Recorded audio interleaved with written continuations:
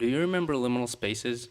It blew up back in 2022 when Kane Pixels uploaded the Backrooms found footage video.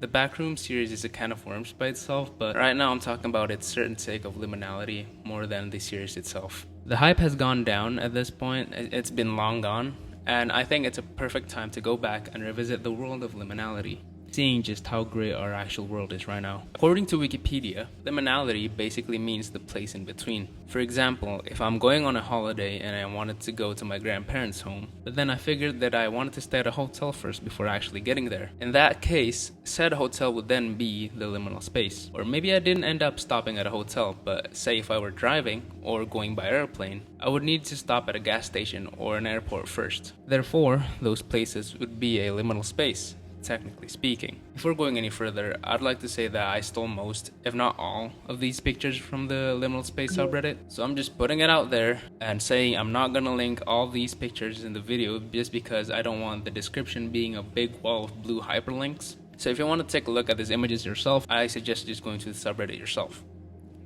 All that being said, in aesthetic terms, liminal spaces are places that you oddly remember despite never having been there before, like a hotel you remember not going to, or a walk down a campus hallway that you swear you've seen before.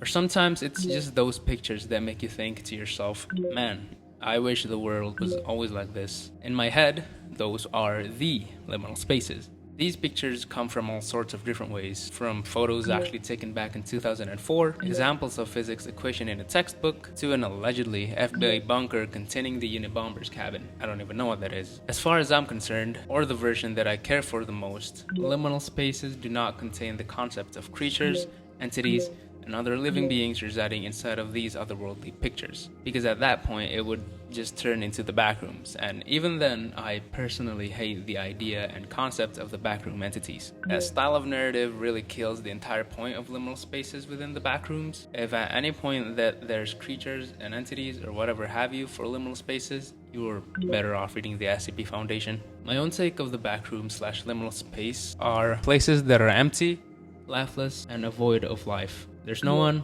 no beings, no creatures, no signs of life.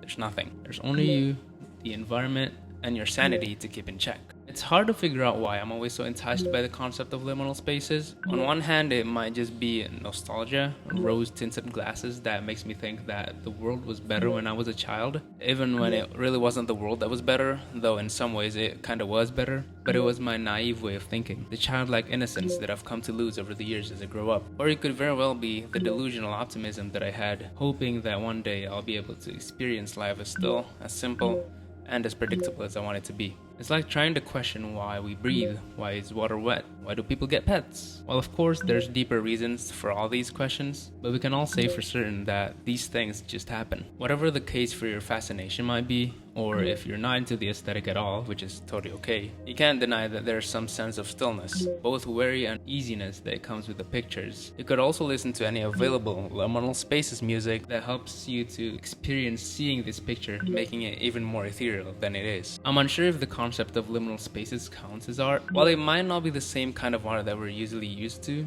say drawings, music, and writing, it could very well be put under the photography category of arts, or in some cases even 3D modeling, because there are some fake liminal spaces that people created within blenders and other software. Those still count as liminal spaces, just doesn't count as photography because, it's manipulated. While yes, it might not have the same skill set as what a painter would have, and that's a totally unfair comparison, but its distinction from every other type of art out there just solidifies the fact that it's, by definition, an art piece. And of course with that, art is subjective. Anything could be anything you want if you care and you want it to be. I'm making this video as a means to appreciate life in a simpler way. If the eventual hard times arrive, it makes you appreciate the moment where nothing happens even more. Moments where you don't want to be with anyone. Moments where you just want to be left alone. Those times where you doubt yourself, contemplating if it's all worth it in the end. These places, these kinds of pictures, even going as far as music that feels like its visual counterpart makes you doubt yourself. Is it all worth it in the end? You know it's worth it to keep going, but there's also a nagging voice in the back of your head just going, just because you're not giving up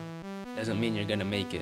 Liminality in this context projects itself as a safe space, an environment where nothing is required to be done. No expectations, no progress, nothing, or nothing changes, but you don't mind. You don't want it to change. because it doesn't need to change. There's virtually almost zero reason why it needs to change, because after all, it's only a liminal space. You'll have to move on to somewhere else eventually.